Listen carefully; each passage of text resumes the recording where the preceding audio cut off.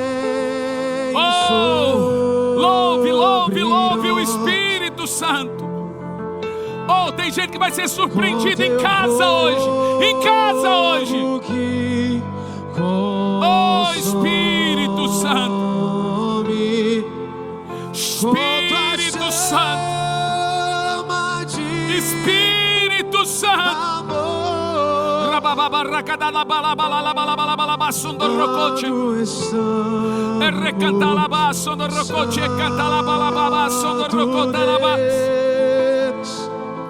Oh, como te amamos, Espírito Santo. Visita-nos ainda mais, Espírito Santo. Enche-nos ainda mais, Espírito Santo. Ore em línguas o mais alto que você puder, Graça Church. Vamos lá. Teu poder.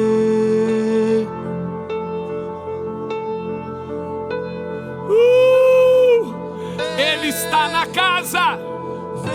Ele está na casa.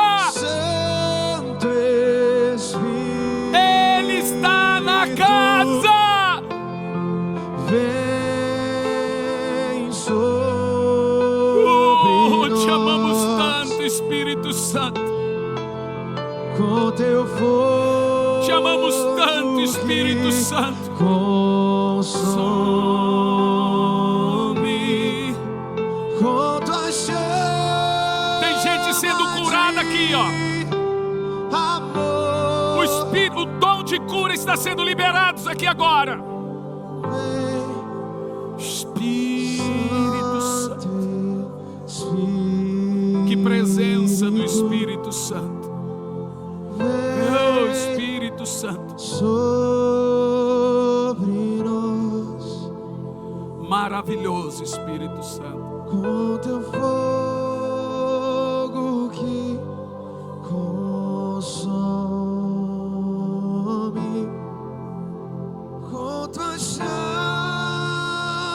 de amor.